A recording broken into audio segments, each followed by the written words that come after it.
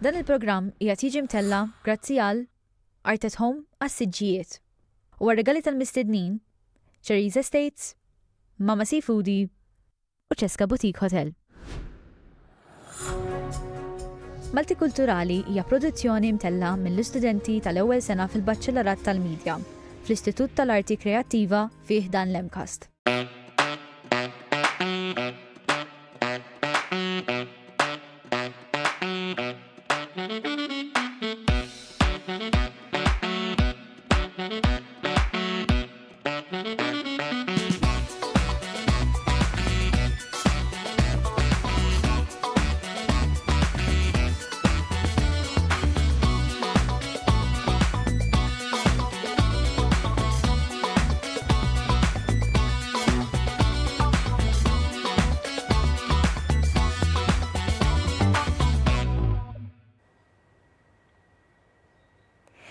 Il-wara nofsinhar it-tajjeb u nilqawkom fil-programm Malti Kulturali Personalitajiet. Din hija produzzjoni mtella mill-istudenti tal-ewwel sena fil-Baċċellarat tal-Midja ġewwa l-Imkas Istitut għall-Arti Kreattiva. Illum ser inkun qed insiru nafu iktar fil-fond persuna illi ħalla impatt kbir mhux biss fuq il-kultura Maltija, iżda wkoll fuq il-letteratura u l-edukazzjoni ġewwa Malta. Inraw dan il-filmat qasir biex insiru nafu iktar din il-personalità. Trevor Zara ta' minn età żgħira beda jinteressa ruħu fl-arti u fil-kitba. Kiteb il-fuq minn 130 ktieb. Għalkemm ħafna jafuh bħala kittieb għall-kotba ta' tfal, Trevor Zara kiteb bosta kotba, poeżiji, awtobiografiji u novelli li huma ddati għall-adulti. Zara rebaħ diversi drabi il-Premju Nazzjonali tal-Ktieb f'diversi kategoriji fejn fl-2020 rebaħ il-premju għal kontribut siewi fil-qasam tal-kotba u l-letteratura li huwa l-aktar unur prestiġjuż fil-Premju Nazzjonali tal-Ktieb. Fl-2004 rċieva l-medalja għal Qadi tar-Repubblika bħala rikonoxximent tal-kontribut tiegħu fil-qasam tal-letteratura tfal. U fl-2018 ħaġġieħ l-Akkademja tal-Malti fejn ta' kontribuzzjonijiet importanti għall-letteratura u l-qasam tal-kotba lokali. Apparti dan, u kien għalliem tal-Malti u tal-arti, fil-fatt ħafna mill-kotba ġew illustrati minnu. Trevor Zara laħaq ukoll livelli internazzjonali hekk kif kellu wħud mill-kotba li ġew tradotti għal lingwi oħra. Fosthom ir-romanz Il-ħajja Sigrita ta' Nanna Genoveffa li nqaleb għall-Ingliż u anke għan-Norveġiż. Ir-romanz Sfidi li nqaleb għar-Russu u kif ukoll Vespri li nqaleb għall-Franċiż u riċentament bl-Armen. Iżda apparti dawn x'impatt ħalli iktar Trevor Zara fuq il-kultura u s-soċjetà tagħna?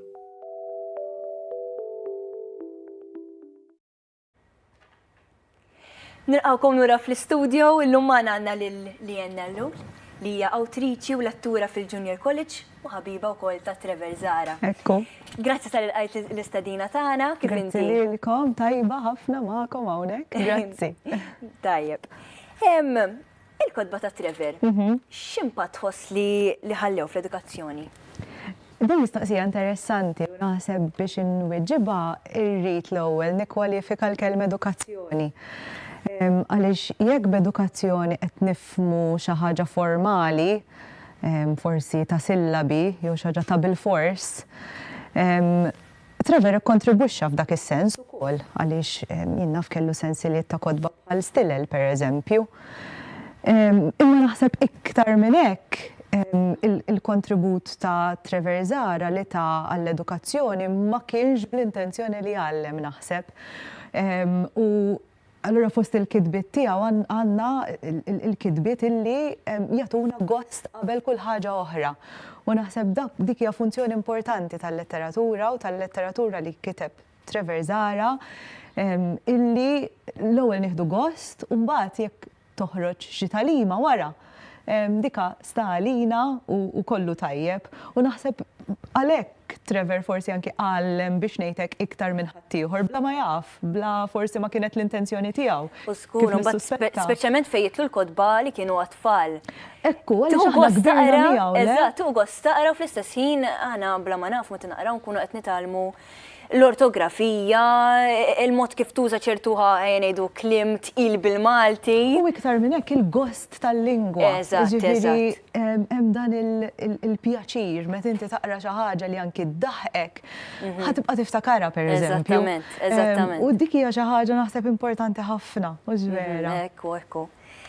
Kien hemm xi mument fejn l-istil ta' kitba ta' Trevor tħoss li nbidlet?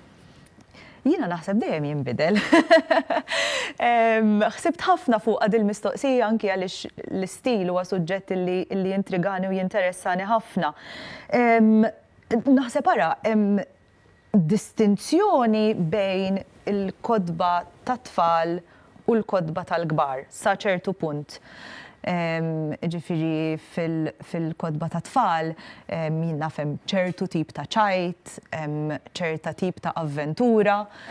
Fil-kodba tal-kbar, xorta kultant hemm sens ta' umorizmu, ma huwa tip ta' umorizmu differenti, hemm saffi differenti. Fl-istess waqt ukoll interessanti illi meta anki naqraw il-kodba ta' Trevor Zara intenzjonati għat-tfal bħala kbar, xorta neħdu gost bihom, dik ukoll irridu nżommu frasna. Fl-istess waqt naħseb ma' kull ktieb Trevor Zara iżomm it-timbru tiegħu għax dik importanti li timmarka l-kitba tiegħu dik li taraf għall-kitba u dak huwa valur kbira lija li ngħiddi ta' Trevor. Fl-istess waqt kull darba jikteb lilu nnifsu mill-ġdid biex ngħidlek. Kull darba l-kitba tiegħu iżżid xi tip ta' valur jew tinbidel fin-natura tagħha u naħseb dik importanti wkoll li tibqa' friska u tibqa' ħajja. U din naħseb ħaġa li forsi tista' tgħidli iktar inti wkoll. Naħseb meta tiġi biex tikteb l-esperjenzi tal-ħajja wkoll jaf ibidlu l-istil ta' kif tikteb. Ekku, u allura naħseb illi Trevor ukoll seta' jibqa' jikteb mod ġdid ukoll f'dan is-sens għax jgħix il-ħajja u vera wkoll għax il-letteratura dik il-ħajja ukoll. X'għamlu uniku lil Trevor minn kittieb oħra?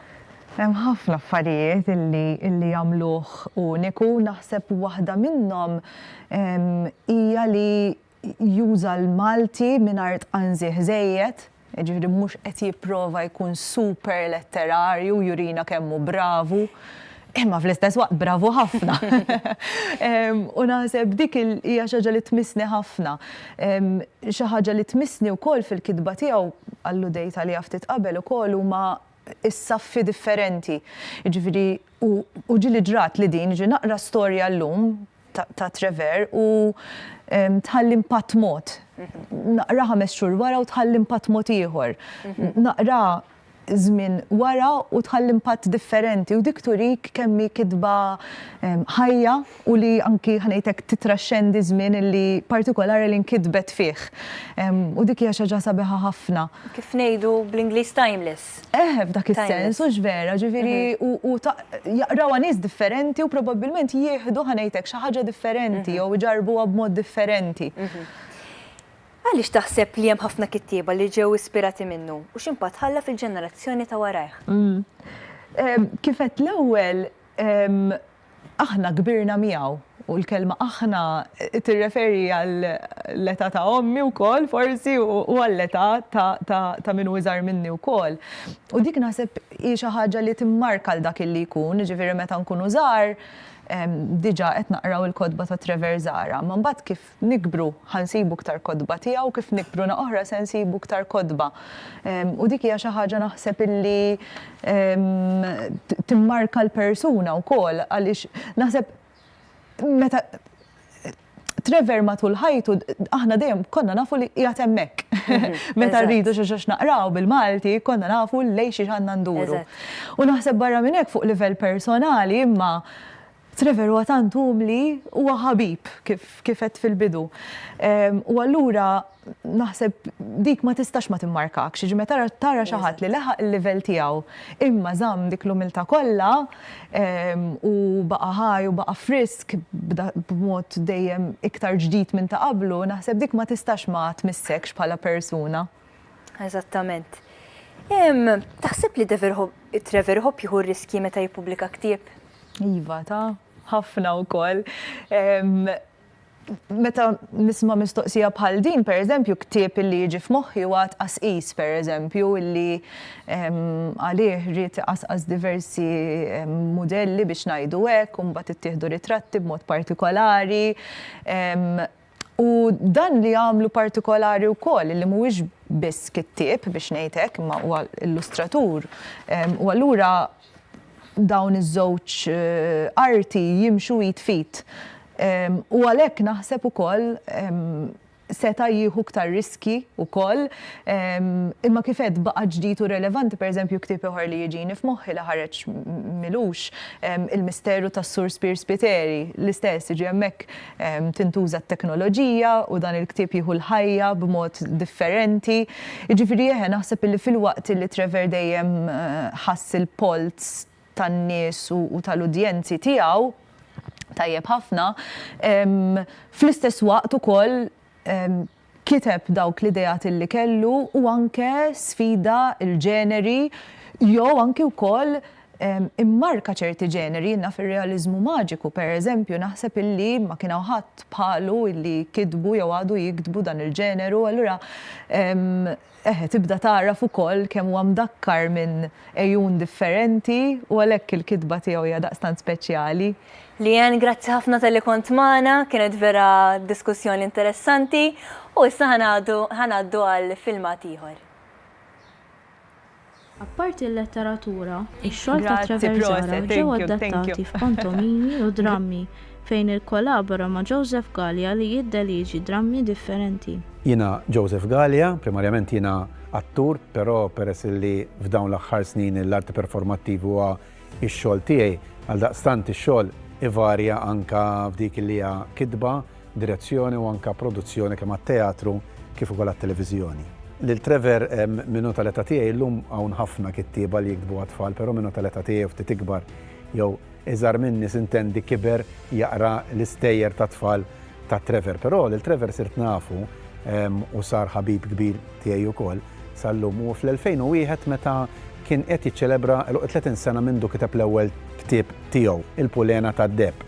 Kienet saret serata fi spazju kreattiv fejn 3 novelli minn ta' Trevor ġew animati għaliex kienu fl-ewwel persuna, allura setgħu jiġu preżentati bħala monologu u jiena kont preżentajt Vari illi tinsab f'żewġ ġabriet tiegħu f'Lubien u f'Xemat hija studjata wkoll għall-A level u minn dakinhar bqajna nikkollaboraw flimkien u nagħmlu diversi xogħlijiet għat-teatru. Ix-xogħlijiet ta' Trevor ġew ukoll adattati f'sfin teatrali fejn Sfin Malta adattaw il-ktieb Ħolm tal-Miliet. Fil-proġett ta' Sfin Malta Ħolm tal-Miliet li kien adattament tal-ktieb ta' Trevor Zara bl-istess isem, jiena kelli rwol sew ta' kittieb tan-narrazzjoni kif ukoll ta' drammaturgu tax-xogħol komplet. Sfin Malta li hija l-kumpanija ta' sfin kontemporanju nazzjonali xtaqet tagħmel biċċa xogħol għal miliet u xtaqet ukoll li din tkun imnebħa minn xogħol eżistenti, ġifier minn ġrajja tal-miliet ta' oriġini Maltija. Ix-xogħlijiet tiegħu ġew adattati anke bħala serje qasira fuq ir-radju, serje televiżiva bħal Ġrajiet in-Nannuċenz. Dawn ix-xogħlijiet anke inspiraw studenti għat-teżi billi kienet saret animazzjoni bbażata fuq Rempuċċju u x-Xewk. Għalkemm Trevor kiseb dan is-suċċess kollu huwa wkoll kellu l-isfidi tiegħu, kif irnexxielu jelibhom dawn l-isfidi u x'jispirah. Nilqawkom lura fl-istudio tagħna ma nistanna lil Trevor Zara. Kif inti? Tajjeb ħafna li ninsab magħkom. Grazzi tal-li l-qajt l-istedina tagħna. U grazzi lilkom tal-istedina. Trevor, ippubblikajt il-fuq minn 130 ktieb. X'immovitak imma? X'immotivak? Skużani. L-ewwel nett jiena nikteb għax jiena nieħu gost nikteb. Illum il-kitba saret ħajti. Bħalma min jgħidlek iħobb joħroġ jimxi u jekk ma jagħmilx il-mixja ta' kuljum ma jħossx li ġurnata tiegħu bdiet. Jiena l-istess tista' ngħid għall-kitba u għall-qari għax naqadhom flimkien dawk. Il-kitba saret parti minni. Jiena nista' nħoss nista' nikkomunika mad-dinja ta' madwari mhux biss kif qed nagħmlu bħalissa jiena u inti, imma l-iktar bil-kitba tiegħi. Sewwa. Mill-kodba kollha li ktibt. Hemm xi novella li hekk dal-qalbek? Meta saqsuwili din nikkonfondi ħafna. Għaliex ma naħsibx nista' ngħid din għall-qalbi iktar minn oħra. Għax meta jgħaddi żmien u tibda tara xogħol li tkun ktibt, ngħid għalija nibda nistħi minnu ġieli. Nibda ngħid kieku llum da ma kontx nagħmel hekk, kont nagħmel mod ieħor. U anke xogħol li ma ktibtu xilu wista wkoll inħoss dal-bżonn li ngħid ġifieri favorita ma naħsibx li għandi. Però mbagħad għandi kodba li ħadd gost niktubhom iktar minn oħrajn. Pereżempju, qed tiġi f'moħħi ktib li semmejtuh ta' Nanna Genoveffa, dak ħodu gost nikbu immens, jiġifieri nikbu nidħak jien stess għax għalkemm tkun ippjanajtu, imma jibdew ġejjin ċerti frażijiet u tieħu ċerta vija kultant li ma tkunx qed tippjana. Għandi l-kodba tfal ukoll li ktibt sensiela ta' erba' ħadd ma jista' jidħak, ħadd ma jista' jkanta huma sensiela. Ukoll l-istess. Ktibtom b'mod hekk, b'mod leġġer ħafna u għat nesperimenta anki fit-teknika tal-kidba fihom. Imma dawk mhumiex il-favoriti, imma ħadd gost niktubhom ħafna. Nabżu fuq il-ktieb 8 kontinent. Kien hemm xi top biex fil-bidu ġie pubblikat minnek personali mhux taħt pubblikatur? Iva, dak kien żmien ta' tmeninijiet, anzi kien fit-tarf ta' sebgħinijiet biex inkun eżatt. Għalija 79 mhix ser iżbal. Kien żmien ta' taqlib politiku kbir fil-pajjiż u x'ħassejt li għandi nitkellem. Naturalment ktib bħal dan ta' novelli politiċi, soċjopolitiċi, mhux la kemm issib pubblikatur illi lest illi jidħol għalija. Però rrid nagħmlu jien. Għamiltu publikajtu jiena, ktib illi kien qajjem naqra kontroversja wkoll, bħal manta tkun il-letteratura kollha, il-letteratura suppost hekk għandha tagħmel. Però ktib illi ma jdispjaċini xejn illi ktibtu u li publikajtu. Fil-karriera tiegħek, għad kellek xi sfidi oħra? L-isfidi għandek dejjem, għaliex inti trid tiġġedded il-ħin kollu. L-arħaġa hija jekk il-kittieb jaqa' fil-formola. Jiġifieri ssib formola komda li taf li għamlitlek suċċess u tibqa' tirrepeti dik. Dejjem tibqa' fil-kaxxa tiegħek. Eżattament. Dak huwa l-ikbar żball li jista' jagħmel kull artist, mhux fil-kitba biss, fit-tpinġija, fl-arti, fil-mużika, f'kollox. Il-kittieb l-artist trid jesperimenta. Issa l-kelma esperiment jagħmel nifisha tista' tirnexxi u tista' le. Tkun les li esperiment ma jirnexxix. Imma jekk tallimt minnu, mela rnexxa. Għax inti tallimt xi ħaġa minnu. U l-isfidi dawk huma li tupar dejjem tfittex oqsma ġodda. Anke jekk titkellem fuq temi li diġà tkellimt fuqhom, imma titkellem fuqhom mod ġdid. Perspettiva ġdida. Perspettiva ġdida. Pereżempju kemm għandna kittieba li kitbu fuq il-mħabba. Jew jien naf jew fuq il-mewt, jew fuq id-diżillużjoni tal-ħajja. Ma importax. L-importanti mhux it-tema, imma kif inti ħadd titratta dik it-tema. Jekk il-kittieb jirnexxielu jsib mod ġdid, allura jkun qeleb dik l-isfida li dejjem iħossu li jista' jiġġedded. Neqilbu l-kapitlu ġdid. Fi żmien 70 tkun wieħed mill-ewwel kittieba li ktib fuq il-preġudizzju u fuq l-LGBTIQ. X'ittur jeżgħet fil-ktieb 15-il numru? Dak kien ma nafx kienx l-ewwel ktieb, ma nafx jekk kontx l-ewwel kittieb, imma ngħidu kont minn tal-bidu li tkellimt dwar suġġett bħal dan. Niftakar l-istampa li kont qed nistampaħ fiha, meta ndunaw il-ktib x'kien fih, ma rridux ikompluh. Kien lest fil-fatt, għadu mhux stampat, dik il-ħabta konna nistampaw biċ-ċomp, kien għadu ma ġie stampat imma kien lest ikkorriġut kollu u fl-aħħar kien indunaw x'kien fih. U irbew iċ-ċomp kollu. Tistaħseb kemm kont irrabjajt jien dik il-ħabta. Però llum insomma llum nammirhom għall-prinċipji tagħhom. Jekk il-prinċipji tagħhom kienu hekk ma jimpurtax. Per jiena kont inħoss illi m'għandniex ikonna temi illi neskluduhom. Jiġifieri m'għandniex ngħidu is-sess ma tkellmux fuqu. Eżattament. Jew inkella nies ta' orjentazzjoni sessuali differenti ma nitkellmux fuqhom. Dak iż-żmien kienu tabu.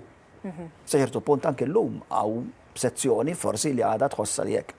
Per kont inħoss il dawn irridu nitkellmu fuqhom. Għaliex? Għax huma parti mill-ħajja. Eżattament. Għenedu fuq is-sess, pereżempju, is-sess mhux xi ħaġa iktar minn xi ħaġa oħra, mu daqs xi ħaġa oħra. Jekk il-ħajja tagħna hija magħmula minn biċċiet żgħar bħal mużajk, dawn huma biċċiet minn dan il-mużajk. Kif tneħħihom, ix-xena ma tkunx kompluta. Għal rrid li nitkellem fuqhom dawn. Jiena personalment ukoll meta niġi biex naqra xi ktieb jew nara film, dawn iċ-ċertu elementi realistiċi jagħmlu dak il-film jew dak il-ktieb iktar relatabbli. Ġifieri meta tħoss li eżempju qed tiqogħdu lura huwa film jew huwa ktieb, tħossu dak in-nuqqas kultant.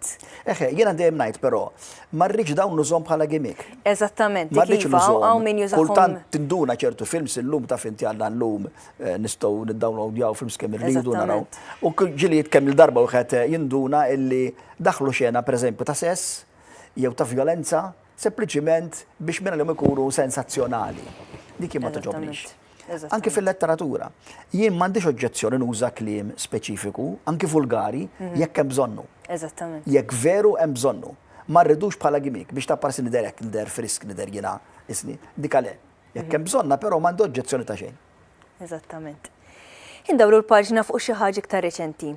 Min fejn ġitek l-idea li tippubblika dizzjonarju bl-istampi stampa kelma li huwa uniku fil-ġeneru tiegħu. Jiena llum li irtirat indur ħafna skejjel. U l-pjaċir tiegħi niltaqa' mal-istudenti u anke ma' tfal żgħar. U disgrazzjatament ninduna kemm it-tfal qed ikollhom nuqqas kbir ta' vokabularju. Ħafna. Kliem illi għalija meta kont żgħir kien komuni daqs kemm komuni mejda u siġġu, it-tfal illum ma jkunux jafuh. Eżattament. Mod speċjali kliem marbut mal-kultura tagħna. Ġifieri kliem marbut jinnaf mal-kampanja, mal-annimali. Ċertu lob Fjuri tradizzjonali. selvaġġi, ċertu lob, anke affarijiet ta' issa, ma. Pereżempju, ngħidu kemm hawn tfal illi jafu ċertu kliem ta' fjuri selvaġġi bl-Ingliż. Bil-Malti le. Jiena naħdem ma' tfal ukoll. Ninħara kemm il-fatt illi eżempju tgħidilhom x'kuluru dan biex ħajrisponduk bl-Ingliż. U jien eżempju l-ena tiegħi ngħidilhom u bil-Malti u ma jkollhomx idea. Imma li tipprova trawwimhom hija xi ħaġa sabiħa ħafna. Għalhekk fil-fatt f'dak tip stampa kelma li xtaqt tagħmel huwa ħadd kategoriji, pereżempju kliem semmejna il-fjuri. Kliem ta' fjuri li ssibu fil-kampanja. Kliem ta' fjuri tal-ġonna. Anke affarijiet tat-triq. Jien naf pont, sqaq, misraħ. Dawn l-affarijiet, ara ġibt pinġejt l-istampi tagħhom kollha u għamilt il-kliem xiddaga. Rid tagħmlu wkoll lokalizzat, ġifri pereżempju jekk jiena semmejt il-kelma pont, ġibt il-pont tal-Breakwater. Jekk semmejt mina, ġibt waħda mill-mini ta' Santa Venera. Jekk semmejt sptar, ġibt il-faċċata ta' Mater Dei. Biex it-tfal qed jitalmu l-kelma, ma fl-istess ħin jistgħu jassoċjaw ruħhom magħhom għax da ġili rawħ. U l-ktieb huwa mimli kollu hekk, kelli battikata rid timpinġi mal-1000 stampa. U pinġejthom inti ġifieri Pinġejtu kollu, jien iva, Lallu. kelli mal-1000 stampa xirrid nagħmel, kont naħdem bil-kwota. Illum irrid nagħmel 3 pereżempju, għax inkella mhix ħallaħu. Però nerġa' ngħid, ktieb li ħadd gost ħafna bih. Naqqat maljat fil-bidu. Trid tieħu gost bix-xogħol li qed tagħmel. Jien ngħidulhom jekk il-kittieb ma jieħux gost bli qed jagħmel, arres jinduna u ma jieħux gost bil-prodott li għandu. Eżattament, bħal kull xogħol. Bħal kull xogħol ieħor. Jekk ikun jidher li jisforzar ċertu xogħol. Issa l-oħra rixti l-ktieb ta' tfal żraben. X'għalhekk terġa' tikteb għat-tfal wara 17-il sena? Iva, kont qed ninqata' ftit mill-kitba ta' tfal narrattiva kont diġà ħriġt kotba ta' poeżija kont ukoll u kitba ta' ġen oħrajn, imma bħala storja kont ilha ħafna ma nikteb storja. U żraben kien ilu ġej, da żraben imxew bil-mod. Fil-fatt kien ilu kelli l-notamenti tiegħu, kultant indura lihom, imma isni kont għadni ma sibx iċ-ċafetta tiegħu. ngħidilha jiena. Però jiena nħobb nagħmel hekk, nagħmel l-notamenti. U kultant wara xhur anke wara snin narġa' ndur fuqhom. Issa ġiel kun ktieb illi imut. Issa fjura illi din bqajt issaqqiha imma ma kibritx. Imma ġiel jiġri bħal kasta żraben, f'daqqa waħda sibt xirrit ngħid. U din hija storja li il-pedament tagħha użajt l-istorja The Elves and the Shoemaker. Sewwa? Però dik kienet il-punt ta' tluq. Fuq mbagħad bnejt ħafna affarijiet oħrajn. Jiena nħobb nagħmel hekk illi naqbad xi ħaġa li tfal forsi jafuha diġà. Nibda minnha u mbagħad niftaħ. Fil-fatt għamilta din kont ukoll snin ilu fil-ktieb is-seba' tronġiet mewwija illi ħadd ħrafa Maltija bħala l-punt ta' tluq tiegħi imma mbagħad ftaħt ħafna iktar fuqha. Biex nikkonkludu din l-intervista, hemm xi ħaġa l-qarrija tiegħek jistgħu jistennew minnek fil-futur? Dik qasi ma nkun nafa. Għaliex indem ngħid jiena ngħix minn ktieb għal ktieb. Għandi xi proġetti ġo moħħi ta' pereżempju bħalissa kont għaddej minn proġett twili li sana fuq ta' novelli għal kbar. Iktar kien eżerċizzju li nikteb kuljum. Għamilt eżerċizzju fuq in-nifsi, eżerċizzju ta' disċiplina. Dak dal-waqt li nagħlqu bħalissa mbagħad jiġi żmien tal-editjar, eċetera, eċetera. Xi ħaġa ta' tfal għandi wkoll imma għada ilma, għada ma ġiġ solida. Għada edha fil-friġ. Nispera li jekk nibqa' f'saħħti u ma nismagax iktar milli diġà jien, allura forsi nkun nista' nagħmel xi ħaġa konkreta. Sewwa. Ġifieri daqt jew baqala? Il-ktieb tal-novelli tal-kbar darbaqt ikun lest. Imma lest ġifieri mill-ewwel fażi għax imbagħad hemm l-editjar, jiena mbagħad inħobb indum ħafna norqmu u nirranġaħ. Barnek kiena nħobb nagħmel biċċa xi l-oħra nħobb nagħtihom jaqrhom il xi ħadd ieħor. U nieħu ftit l-opinjoni. U nirranġa fejn hemm bżonn ma nibda xejn. Dejjem tara perspettivi ta' ħadd ieħor ukoll. Dak naħseb illi forsi jkun għal tmiem din is-sena. L-ieħor ta' tfal qatt baqlu ħafna naħseb. Sfortunatament dak il-ħin kollu li kellna, grazzi Trevor tal-li kont magħna u nawgurawlek iktar suċċess fil-karriera tiegħek. Grazzi ħafna lilek. Grazzi tal-li segwejtuna l-programm tagħna u narawkom il-ġimgħa d-dieħla għal episodju ieħor ta' Malti Kulturali Personalitajiet. Grazzi. Proset ħafna hi, ħadd gost immens, proset. Proset intom hi. Proset intom hi. Grazzi.